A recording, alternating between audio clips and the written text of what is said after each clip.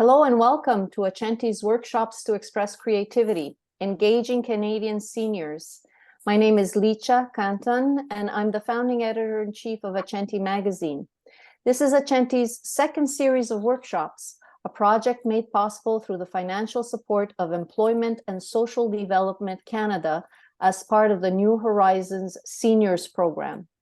Today, Accenti is pleased to present Workshop 4, Queer Spaces in Canada as Inspiration for Creativity, an intergenerational and cross-gender approach with Vincenzo PIETROPAOLO and Liana CUSMANO.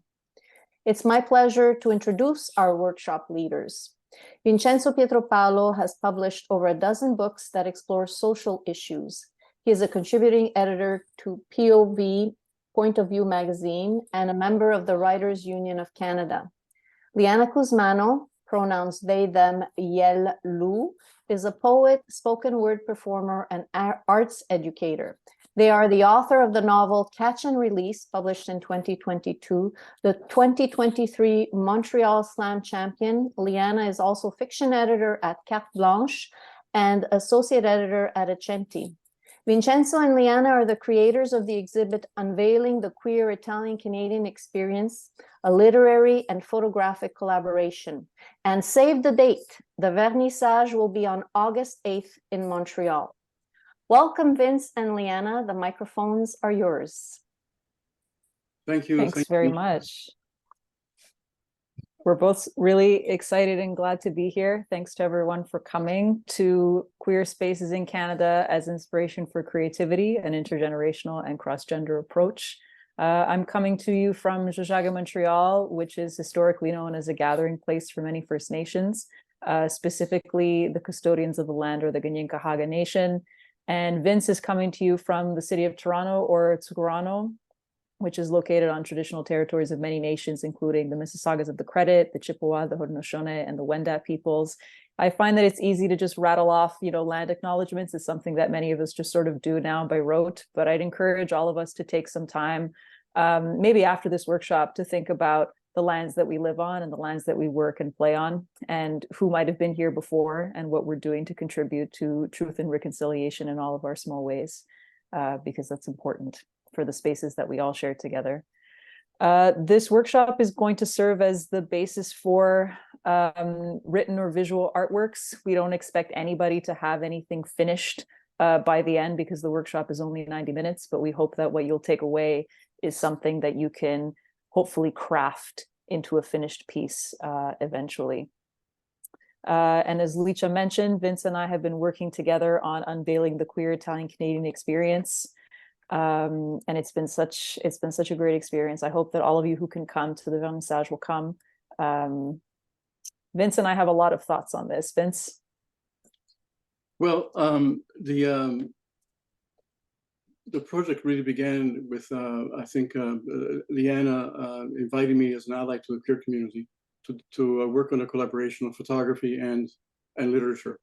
And we thought of doing an exhibition as a kind of as a first step. In fact, this particular event in Montreal is really the first phase of our project, which is photographs and poems based on in Toronto and Montreal, our two home cities. So it was for practical reasons we chose Toronto and Montreal, because we each live there and it's easy to sort of work around them. But we want to expand this and go from coast to coast. In fact, we have offers of exhibitions already next summer and the summer following that. And so we see this particular event in Montreal just at the beginning phase. Eventually, after the exhibition and throughout Canada, the traveling exhibition, the complete exhibition, we aim to create a book, a lasting book, a kind of a legacy book on what it means, what does Italian-Canadian queerness mean, basically. And we're working in conjunction with a number of people who self-identify as both Italian-Canadian and being queer. And so that's basically in a nutshell what our project is like.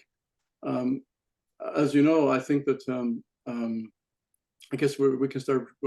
I'll start by showing one slide. Maybe Liana, you can put it on. I wanted to show this particular slide because it was taken in the year 2002. I made this picture of at a wedding, and it was a lesbian wedding. And what I wanted to show with the slide was that the slide looks like any other wedding. It doesn't, except there's two women, two females who are kissing. The bride kisses the other bride, but it's a traditional wedding. It's a Jewish wedding. The officiant was a female rabbi, even, and all the people in attendance in the ceremony here are women. So what's interesting for me, it was the kind of I hate to use the word normal, but the kind of the regular everyday type of wedding that was taking place anyways, except now it was there were two brides, and this was in 2002, soon after same-sex marriage became legalized, or was actually permitted in Canada, by the courts. So it was still quite. Today we see it as a kind of a rather ordinary, which is great, but back in 2002 it was still somewhat of a radical action to get married, and especially in a traditional ceremony like this. So having I come to the project with experience as a social documentary photographer, and I used to work for the labor movement in Toronto and other places. And in the labor movement, the unions had LGBTQ committees, as far as back in the 1990s, mid 1990s. And they also attended the different pride parades in the 1990s and early 2000s. So I was aware of the sort of, well, what I would say is that this, for me, represents a kind of a new social frontier to explore with my camera, and to hopefully create more social awareness through photography. So obviously, Vince and I have a totally different approach to queerness based on our lived experiences. In 2002, when this photo was taken, I was 8 years old.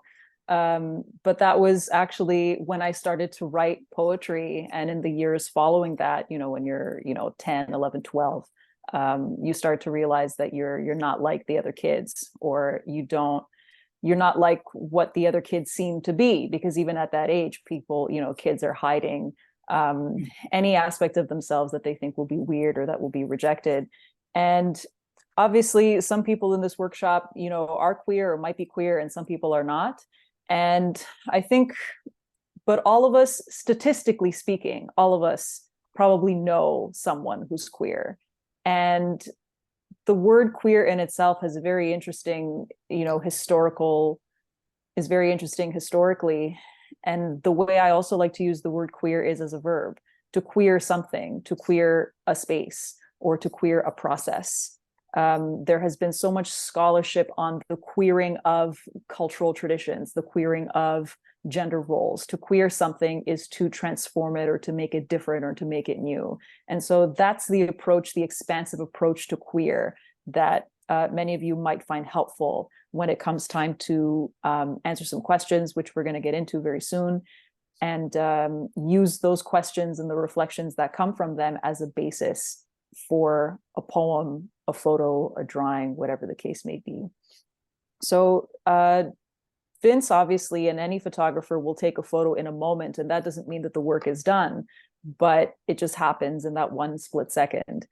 And what becomes a poem, can I change the slide? What becomes a poem, I like to think of poetry as trying to capture a moment the same way a photograph captures a moment. And obviously the process is different. Sometimes it takes years and years of working on the same poem until I can say this poem accurately to me reflects that moment in time that happened 10 years ago or 15 years ago. And so I think that to capture those moments with different art forms and then to share them is really at the core of any kind of artistic experience. And so, and the people that we've spoken with, this is one of the people that we photographed, had a lot to say about moments in their lives, about queerness, about spaces. And there were so many threads of commonality, the same way there are threads of commonality in anybody who's Italian or of Italian heritage. And there were threads of commonality specifically in those intersections of queer and Italian Canadian. Vince, do you want to say a couple words on this photo? Well, sometimes, some photographs have been called visual poems, in the sense that they have the same kind of resonance, but in visual appeal and visual sort of details as opposed to words. This particular photograph was taken in Montreal, and we were asking the people that we photographed, their favorite safe space. Quote the word safe. A safe space is a space where a queer person feels safe. Basically, that's what it amounts to. And in this case, this person V took us to the Jean Talon market in Montreal, a place where they often go for walks or just go shopping, and they just feel very, very comfortable there. And I wanted to show how do you show a space? And from my perspective, you show a space by showing the person in the space. And how do you show a person? You show the person by showing them in their favorite space. So I tend to photograph with, I don't want to get too technical here, but with people who understand, who know about photography, I tend to photograph with short lenses, which allow you to get very close to the person and give you a very wide opening into the space, as opposed to zoom lenses that give you just a sort of a close-up of a person's face. I thought it was quite extraordinary to have the fact that there was this mural, and the mural, I don't know what the mural says really, but it's evocative of something. And I wonder why V was wanting to walk there. And as I saw them walking, I thought, oh, this is it. Something when you're a photographer, you're looking for the right image. I suppose when you're a writer, you're looking for the right word, and you're written like 15,000 words, and then all of a sudden, bang, it comes to you. All the words have to be perfect. Well, yes, and I think with a photograph, sometimes you take several photographs until you get, the one that you think. And I usually can tell the moment I'm taking that picture that this is going to be the frame and not the previous one. And so I think this is a combination of background and a person walking there. So that's the context. It's a safe space. Yeah. So, yeah. So there weren't any, when Vince and I met with people, what we wanted to avoid was that the photos and the poems would just be redundant, that the poems would describe the photos and the photos could be intimately tied to the poems. That was something we wanted to go a little bit more beyond that. And so I don't have a single poem about that experience with V, but some of the things that they said made me think about my grandmother's house, about how sometimes queerness and Italian Canadianness feel like they are two circles of a Venn diagram that don't meet. And that was something that I wanted to represent in poetry. And so the symbol for a Venn diagram where the two circles don't meet is this, and it's called an empty set. And I think that what I'd encourage all of us to do, there's something, so many of us put so much pressure on ourselves to get something right away, to not commit words to paper until, they're perfect in our minds. Only Mozart did that. Mozart wouldn't write anything until he was sure that he wouldn't have to make any corrections, and all his first drafts were final drafts. And Mozart died at 35. So there's no real need to have that pressure, to put that pressure on ourselves. So this poem goes: an empty set, the table is empty, set. Sunday lunch is a tradition as holy as any sacrament. How do we handle these things that are given and not taken, like culture, inheritance, portraits? This is one of the shortest poems that I've ever written, because I typically like to write very long narrative poems that have been rejected by poetry journals on the grounds that they are not poems. They are flash fiction, or they are something totally different. And I think that leads us nicely into the first question that Vince and I would like everyone to think about. To think about and to write down a few words. You'll have a few minutes per question. How do you queer a space? So you can scribble things down. You don't have to worry too much about spelling. They don't have to be complete sentences. You can take a couple minutes just to think about it before you write anything down.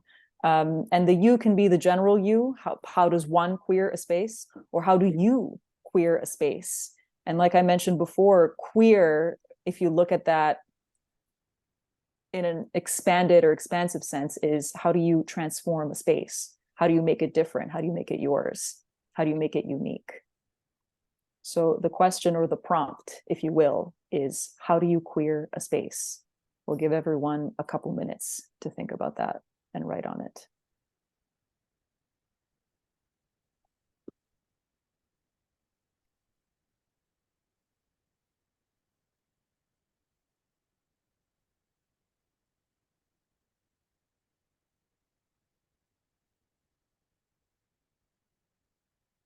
Or perhaps people can just copy the question down, and we can go to the next one. And do them all at once? I'll do them more quickly. Do More the quickly? First, yeah, do the first set at once. The first set. Okay. The questions relate to each other. They cross. That's a good point. So the questions in the first set are: how do you queer a space? What does queerness mean to you?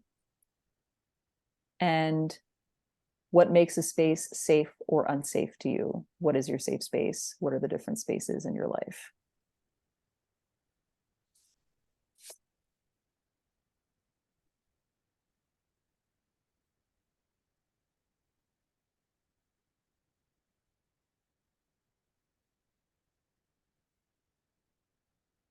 I think that those of us who are older will remember the time when the word queer was a very, very, in mainstream society, was a very, very insulting and very hurtful term. Certainly when I was growing up, when I was in high school and so on, in the 1960s, if someone was referred to as a queer, there was like one of the worst possible insults. And it's fascinating how that word has now been appropriated, and that shows, I think, reflects the sense of what I would call political activism, in that you start by reappropriating the word and making it your own. And now the word queer is mainstream, and it denotes respect. And I think that process of reclaiming things, like reclaiming words to describe yourself, can also apply to spaces. I think that probably many of us have had that experience of a space being transformed for us. We've reclaimed a space. We've reclaimed a room in a house as our own, or we've reclaimed a workspace as, a place that I didn't feel safe in. And now I feel safe because I've made it mine, or I've been here long enough, or I set boundaries. There's so many different ways that all of us transform the spaces that we occupy. Raise your hand if you'd like another minute or so on these questions. Okay, Salvatore.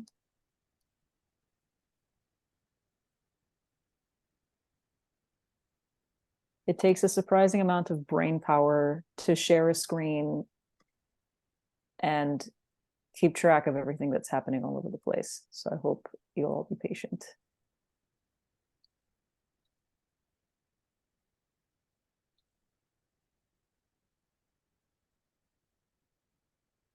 And thanks to everyone for sharing the responses to the questions.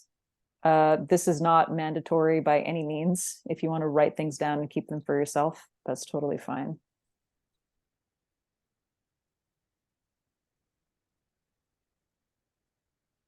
All right. So we'll move on to, this is the next photo, which was also taken in Montreal. Vince, do you want to say a few words on it? The photo was taken in a cafe in Montreal called Café Ferlucci. And it's a cafe that's frequented by this person in the picture on the left, Anthony. And that's where he goes to write. It's his favorite space. He feels very safe there. He feels very comfortable. And he goes from across Montreal, travels all the way there because he doesn't live in the neighborhood. And that's where he's writing a book. And he goes there as often as he can. And the place has a real warmth to it, a real old sort of style, old kind of fashioned, it's kind of a comfort zone, a comfort space for everybody who was in there, whether they were queer or not. Whether they identify in one way or another. So that's where we went to meet him. That's where we asked people, we asked the subjects, what is your favorite space? And so that's how we found out about these spaces. they took us there themselves.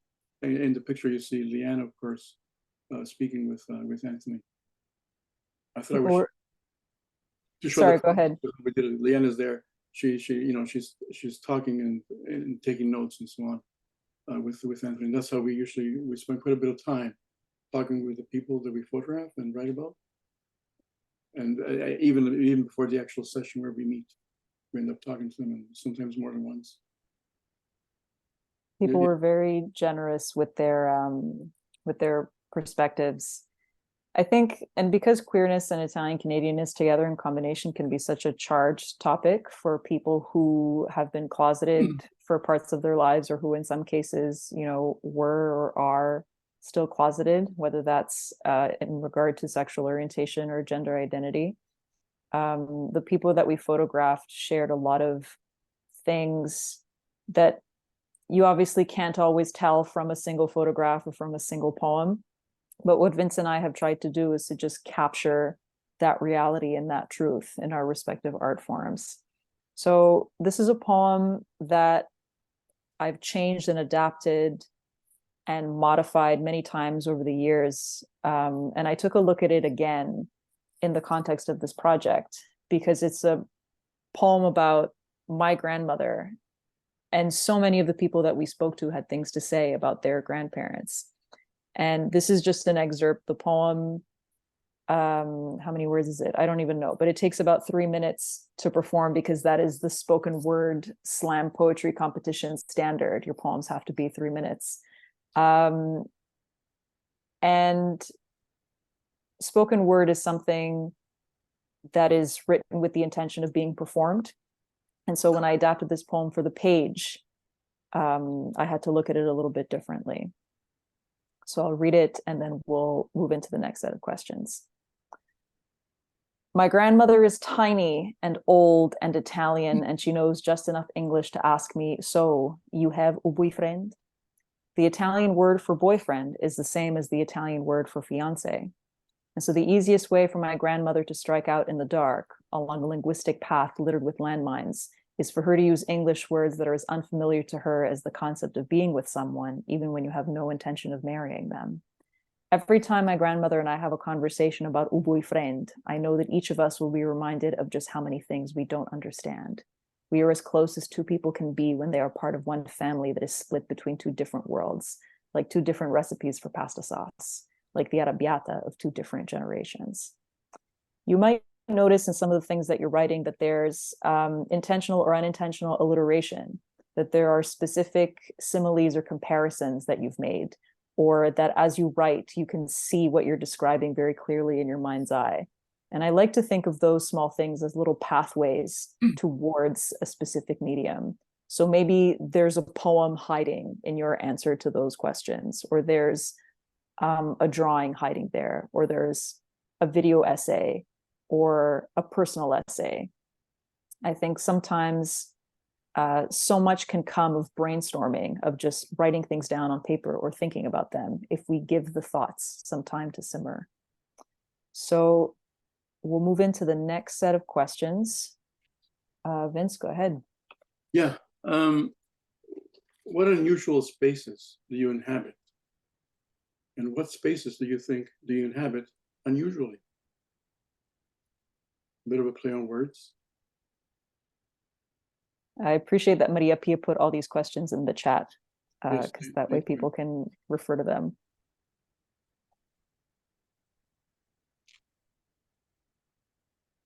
What kinds of interactions do you have in the space? How does that change the space? That's an important part. A person's presence in space. Will it alter that space?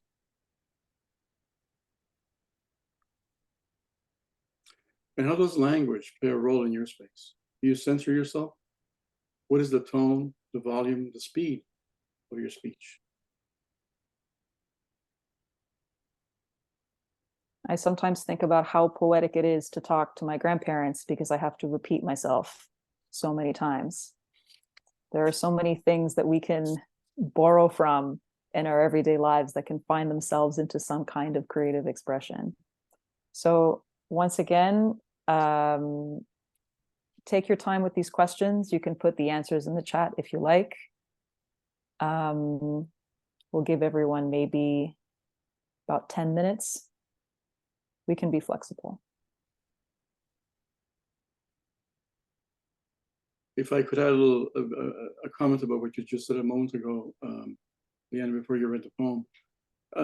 The spark for this project came from an article that Monica Meneghetti wrote from Vancouver, and the article was published in the Globe and Mail a few years ago, in which she basically said, being Italian Canadian and coming out is twice as hard.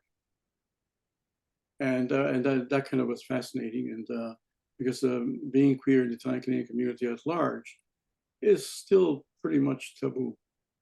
People don't talk about it. It's still hush hush, and so we were inspired by that position, that sort of realization that maybe we can do something. Maybe we can create a project whereby we can raise awareness in the Italian community and elsewhere.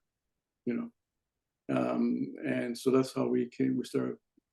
Basically, Liana found out about me, and we had met already, and she invited me, and I said, no, I'm not the right guy for this, but we, for a number of reasons, but we find that the intergenerational and the cross-gender approach is working very well.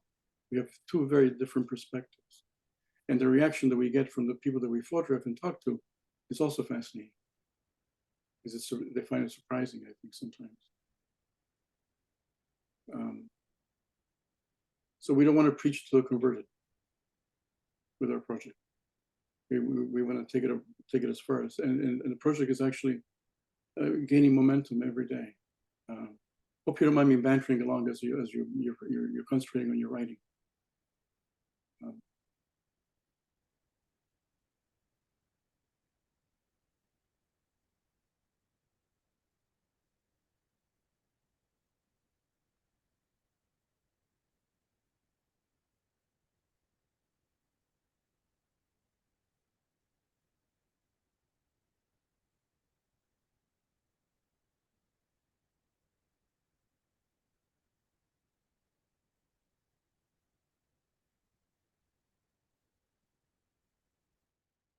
Thanks to everyone who put their responses in the chat. There's some standout ones, like the fact that Salvatore belongs to 106 organizations. And there are some interesting common themes. A lot of people have written about the need for quiet in their safe space, or the impact that they have on a space. How some places are both usual and unusual at the same time. So I know that a lot of the responses are here. If anyone wants to respond to any of the comments, feel free to do so. But I think, Vince, we can move into taking these as clay and turning them into something else. I think we've reached that point. What do you think? You're muted.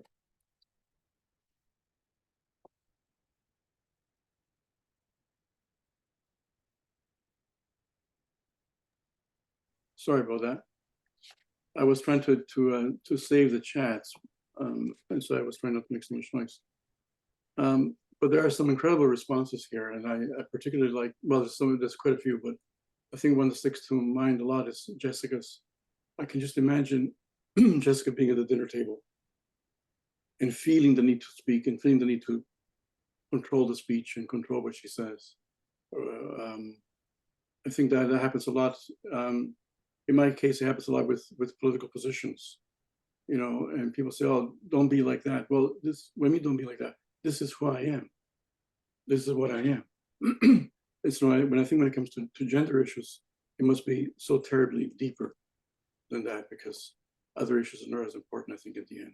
Gender is so much tied to your identity, to your essence, your being as a person. I'm just going through them. I love the one about you can find anything here, even a friend. that saying in the the card section of the store, which actually it's it's just a common little saying, right? But it's really true. And in fact, it reminds me of the Beatles song, like "Love is all you need." When you think about it, it's just a few simple words, but they're really resonant. I was wondering, what was the question that struck people the most? So do we have anybody care to sort of? I can't see everybody on the screen, so maybe we have to.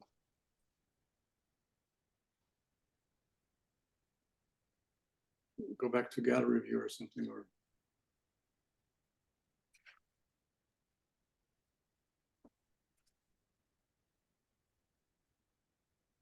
Jessica says, I appreciated the question about what spaces we inhabit unusually.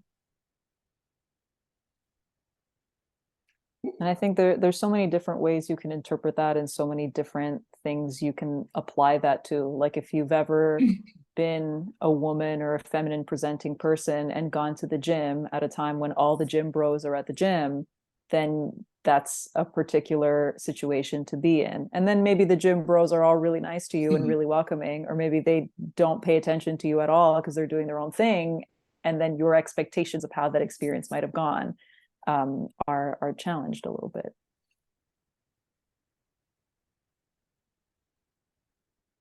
Carmen says, I appreciated the question about how language and interactions shape a space. Mm-hmm.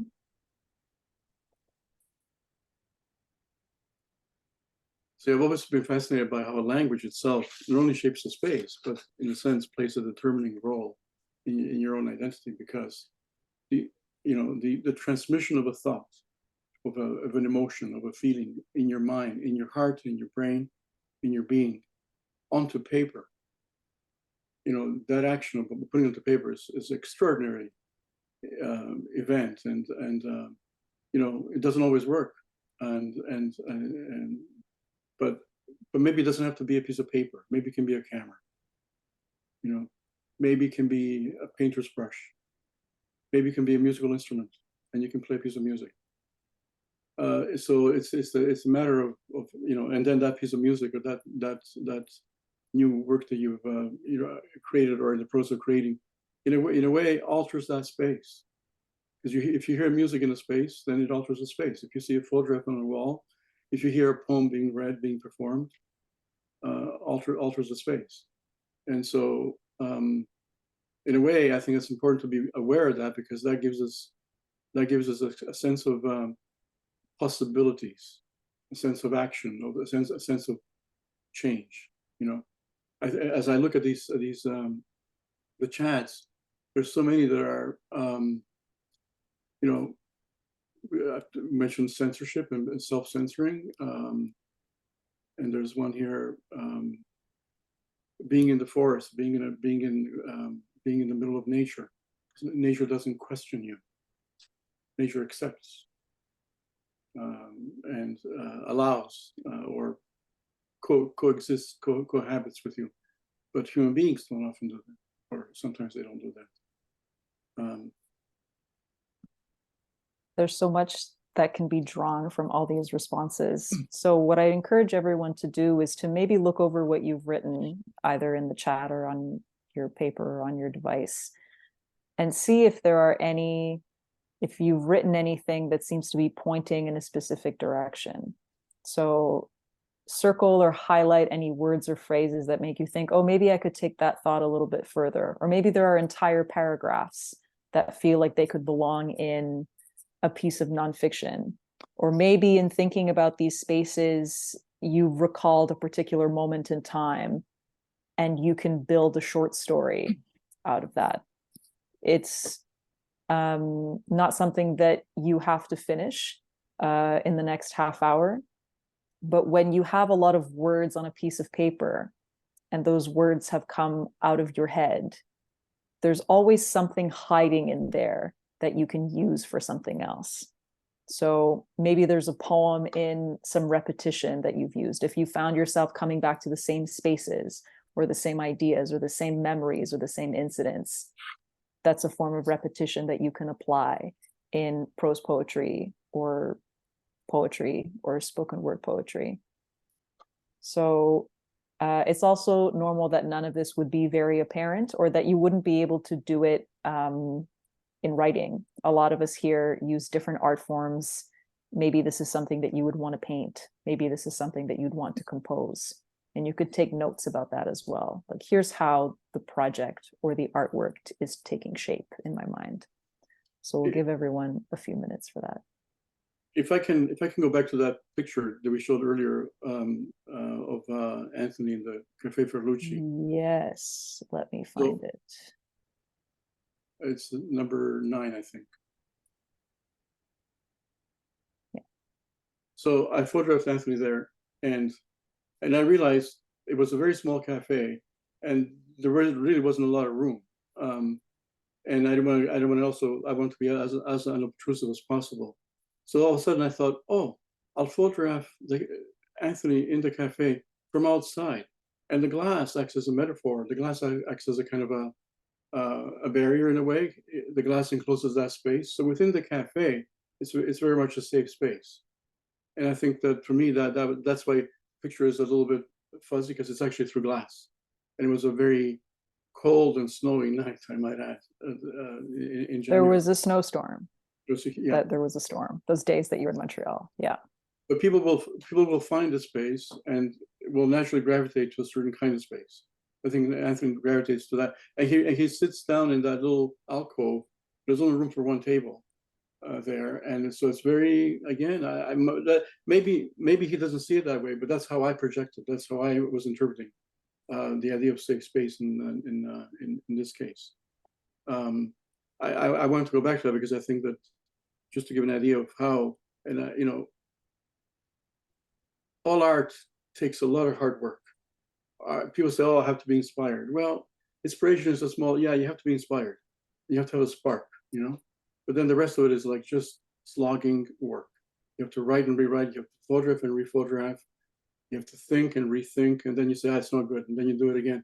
It's the result of, it's a split second of time in that photograph, but really is a result of having a lifetime in photography, but also having spent a couple of hours with Anthony beforehand, and with Liana, and both of the three of us were just, you know, conferring and talking, and as we do that, my mind, you know, like my eyes gaze and sort of scan everything and say, "Oh, here's a, you know, I love that pose. He's got he's resting his face on his fist, right? It's a very comfortable pose."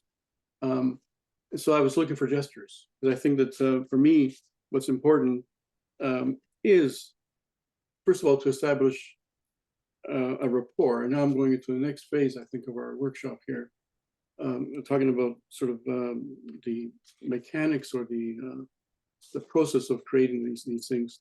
And for me, establishing a rapport is first and foremost. Those who are very familiar with my work know that about my work. And actually, it struck me that one of Liana's poems, they wrote that something about give and not taken. I forget which poem that was, Liana. It was Empty Set. Empty Set, that's right. Yes, and I've often said that for me, a good portrait in photography is given, not taken. And that was one of the things that you said that inspired that in the poem, actually. Because it's sort of given in the sense that the person in front of the camera is actually trusting you enough to give you their image, to give you something of themselves, and that takes a lot of trust, and you can never ever betray that trust. The other thing I just mentioned a little earlier was gesture, and then a gesture in this case, the gesture is just the hand, the face resting on the you know, on his hand, or his fist. But I think the gesture, often a simple gesture, goes a long way in revealing the character of a person. And as a photographer, I'm always very keen and very observant of gestures, that momentary gesture, that it's a fraction of a second that really tells all, in a sense. And then, again, photographing the person in the context of their space. So I want to show the person here and the space behind them.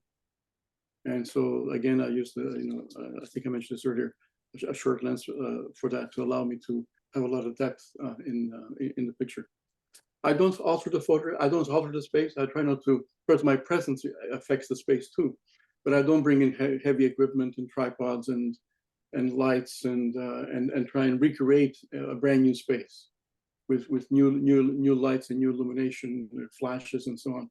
I try and photograph things as they are. I think that's the hardest thing to do in photography, is to record things as they truly are, as you see them at that moment.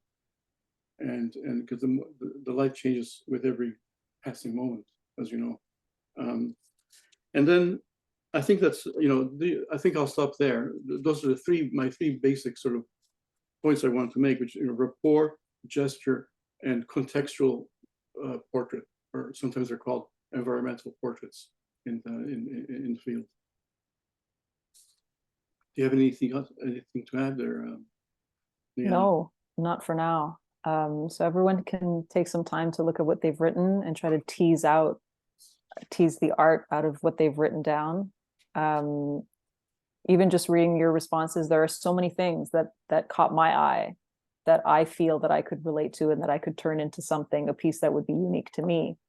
And so for the next few minutes, everyone can take a look at what they've written and see if they can pull something out of it that is unique to them, something creative.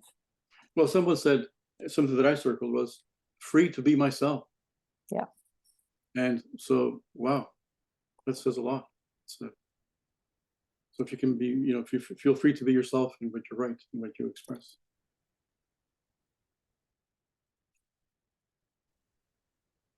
All right, how's everyone feeling? Does anyone want to share out loud or in the chat what they've discovered in their reflections or in their notes? Have you found a poem? Have you found the seedling for a play? Do you need to take some more time to look at it, maybe put it down and come back? Annie says, I do prefer the pictorial expression over the written. Give me a camera over a writing tool any day to help me create my space. I recall seeing Annie almost always with the camera in Calabria, which was nice. I recall that too, yes. Beautiful pictures. Annie, may I ask you, why do you prefer the pictorial expression over the written? Because I do too, but just curious. Well, I suppose overall it has a certain immediacy for me that, the written word doesn't have. I also really love looking at the world through the lens, as often a lot of people say, like, well, you find yourself in a space and you're looking through the lens and you're missing everything, right? But it's not true. I find that looking through the lens actually allows me to see things, to have an overview, as well as to see all the fine little details that exist out there, and then I make a choice as to, create an image based on all that information out there. I love it. Yeah, I guess it's the immediacy too, because I used to paint and, work in mixed media and stuff like that. And ultimately, all my tools, are kind of just sitting on a shelf, and I seem to prefer to just be working with the camera all the time. So, yeah. That's very interesting, because I certainly feel the same way.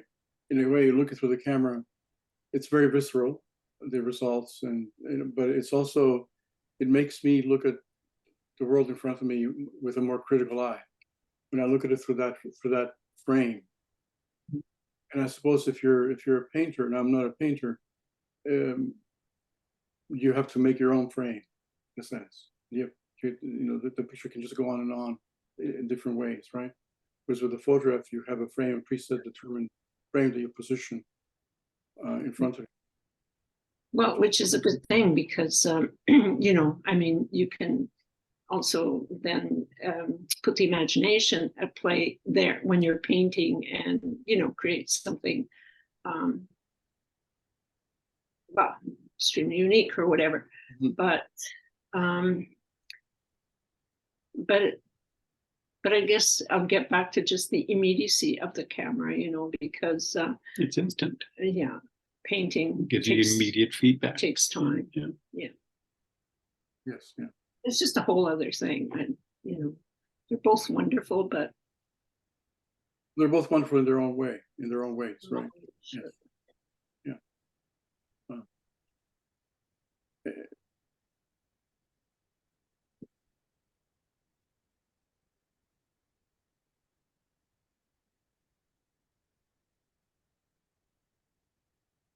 So Vince, you're back in Canada now. yes, yeah, we came back 2 weeks ago. 2 weeks ago. Almost 2 weeks now. Yes, time flies. It was a short trip. Probably like all of us who have been there, you're missing it. I think a lot of us are looking at our pictures from Calabria and the moments that we captured in Calabria. And oh, I remember this time in this space when this happened. And those pictures are things that we can keep forever. Yeah. And I like what Salvatore wrote about this very space being a safe space, and how Salvatore had thought that it's rare that we can learn about ourselves from what we write, but you may have opened my eyes to that possibility, which is, I think, a great thing to take from this workshop, even if it's just one thing that you get out of this, is, of course, you can definitely learn a lot about yourself from writing. Does anyone else have any impressions or reflections or a line of something that you may have written that they'd like to share?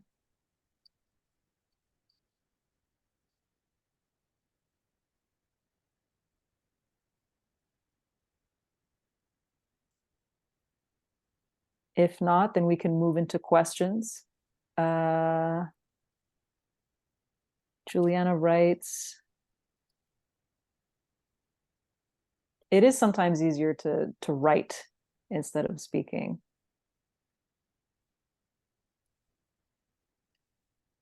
Okay, there's a story. The discussion of safe space brings back a time when I felt very unsafe, an immigrant child of 6 sitting on the stoop of my elementary school in the cold of winter, because I had nowhere to go to eat my lunch, because I did not have a note to the nuns from my parents. Definitely a story there. I agree with that. And Carmen writes, I realize I've lived the most of my life in small places looking for a shelter, while actually all I did was excluding myself from the outer world. I feel inspired for a kind of prose poem. Yes, definitely. Absolutely. Thank you for sharing these impressions. I mean, art, a lot of art is personally based. Even art that is intellectually driven primarily, political statements or intellectual statements on whatever, it's because someone feels a certain way, in a certain way, a certain ideology perhaps. So it's always personally based in that way. Sometimes it's personally based from a physical experience you had. You know, you met someone, or you fell off a tree trying to steal somebody's cherries. You know, that's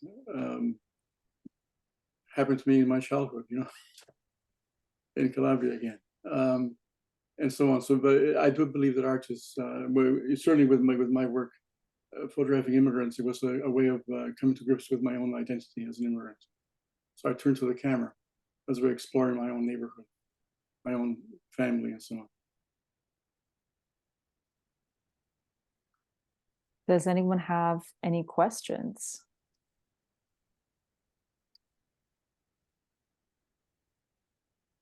Don't be shy. You can put them in the chat. I do. Anthony, yes. Just to flip the coin, in talking about safe spaces, I was wondering about what might be unsafe spaces, and how those unsafe spaces might be fertile ground for a different kind of creativity, a very very forceful, maybe even more animated, more dynamic creativity, because tension would then be created. Has anybody in the group ever explored that idea?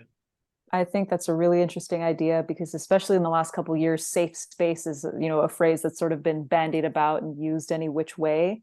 And they're a little bit like land acknowledgements in that way, and that they've become sort of these buzzwords, and a lot of us have trouble doing the work that is supposed to support those kinds of phrases, like truth and reconciliation, or like safe space. Like, you know, if your space is safe to tell any kind of joke, and those jokes are homophobic, then it's not a safe space for queer people, right? I think a lot of us contribute to unsafe spaces by virtue of our biases, our unintentional biases. Fat phobia is something, for example, that is so deeply, deeply ingrained in our culture and in the media that we consume, that so many of us are saying and doing or having thoughts that are fat phobic, not because we're terrible people, but because that's how we grew up, and we haven't always taken the time to interrogate that. But I like that idea of, you know, a space doesn't have to be 100% safe, or maybe 100% comfortable for, and that can be a site of exploration or discovery, definitely. Like, I can think of the first time I went out dressed in a certain way, you know, thinking, oh, am I going to cause problems if I try to use a certain bathroom? But, you know, I went to, you know, a friend's party, and that sense of like unsafeness or danger became actually just like this challenge that I overcame. There's so many examples. I like that line of questioning. It's very interesting. It's that notion of risk taking, obviously. That's right. A lot of artists have to take in order to create, in order to find, you know, that essence, the germ to their writing or to their painting or photography. Yeah, unsafe spaces, but I'd rather stick around in safe spaces. Well, you see, Yeah. I like those spaces. that's a really, really important question, Anthony, because I think that by how do you make an unsafe space a safe space? Yeah. That's the follow-up question to that, I would say. And How do you appropriate it? not just in terms of gender and homophobia, but also in terms of racial tensions, you know, for example. And right now, La Salvatore has just written, the news is filled with people experiencing, you know, sort of unsafe spaces. I think the way to change an unsafe space is by actually taking the risk, which takes a lot of guts to do that sometimes, and going into that space. And the more people go into that space, the less unsafe it becomes. It may take time, right, to do that. You have to basically, you know, engineer deconstruct the unsafety of the space, the unsafeness, and turn it into a safe by actually, experiencing going there. And so if you see it, if you know, on a different level, if there's an empty street and no one goes on it, walks on that street, it feels unsafe. But if there's a number of people on that street, then it feels more and more safe. If there's a number of people who I think identify as, you know, as queer, and they frequent a space, that space becomes more and more safe. I think it becomes, sometimes when it reaches a point where it creates friction because there's opposition to that from other sectors of society. And that's why we're having all these items in the news right now. People are resenting the fact that queer people are becoming more and more accepted and more part of mainstream and so on. And something, there's forces of negativity, forces of, you know, where oppression, you could say, you would say, and that's the result. But so the way to fight that is to actually, I think, use up the space, use the space as much as you can. It's easier said than done. Possess it. Yeah, you're right. Fairness, you know. I wanted to make a comment about that. I had written actually that as well myself. How do you make a space or queer? Just by inhabiting that space with all the queers. And so I was thinking also of the slogan of the Remain, of this feminist movement in Italy, which says le strade sicure le fanno le donne che le attraversano.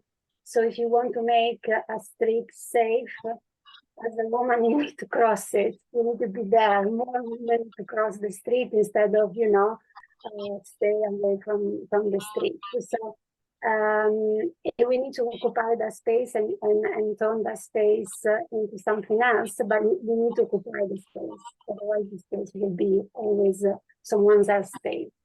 And I think this is exactly what also Sarah Ahmed, that I translated recently. I translated that chapter on queer use, is how to make, that's why I liked a lot the question unusually, you know, unusually. How to make a space queer means also to change the use that that space has gained throughout stratifications of use. So you need to make it unusual. You need to take away the use and make it unusual. So unusual is not a bad thing in a sense, it's also a good thing. You need to make things unusual to be able to undo that usual, which is oppressing most of the time. Yeah. Thank you, Michaela. Nice summary.